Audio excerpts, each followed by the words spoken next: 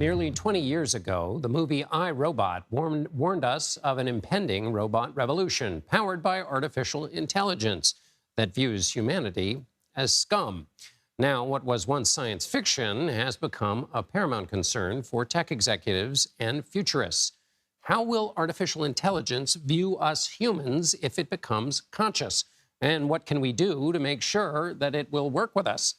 To help us answer that question, I'm joined by Mo Gaudat, former Chief Business Officer for Google's Secretive Research and Development LabX.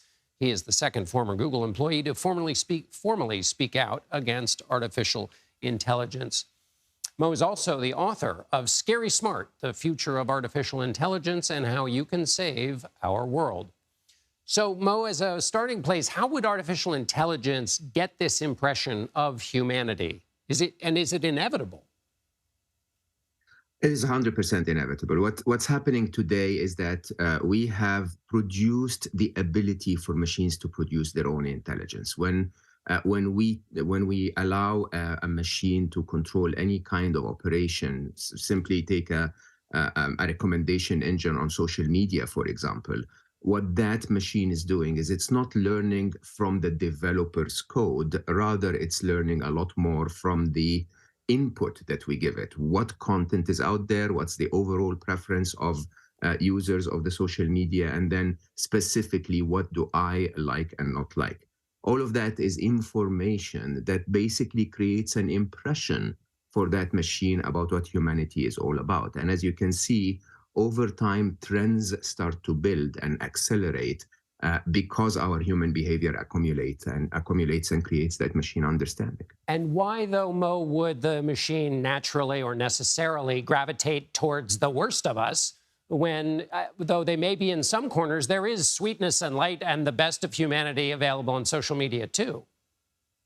I 100% agree, John. Thank you for bringing this up. I often get asked the question, if machines are observing our news coverage and social media and so on, there seems to be a negativity bias in humanity that basically makes us show the worst side of us sometimes. But the reality is that humanity at heart is honestly a divine species. If you can, feel love or you can compose a symphony of music, this is a divine species in every way.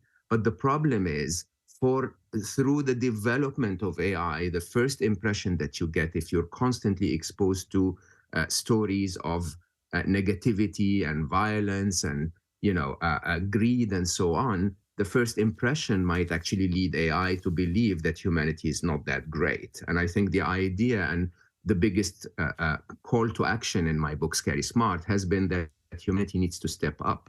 The good ones of us need to actually engage and show that we as humans have a lot more than just being rude to each other or being aggressive with each other. And I want to get to that question of solutions. First of all, given your experience working at the cutting edge of creativity, help us understand the freedom you need and the genius that's required to create things that no one has thought of. But then once you've done that, how you pull in restraint, how you stop from this wonderful creation you've just made that's the product of your own creativity. How does one find that balance inside Google or anywhere else? I think you're starting to see a lot of us actually, executives of technology and computer scientists that are starting to suddenly realize. I mean, for a very long time, we truly and honestly believed we were doing the best thing we could ever do to humanity. I mean, in reality, there's nothing wrong with intelligence. There is absolutely nothing wrong with more intelligence. Intelligence is what created our civilization. The challenge is, first of all, AI seems to be developing a lot faster than we thought. We assumed that by the time AI will be out on the open internet, which it is already today, everyone is interacting with ChatGPT and the likes and so many other tools, that by then we will have solved the control problem. We are nowhere near solving the control problem. There are no controls whatsoever on the ability of AI to engage and its agency in the world, to be precise. And third and most important is, as the father of AI, if you want, Marvin Minsky, when he was asked about the threat of AI, he said, we have no way to make sure that they have our best interest in mind.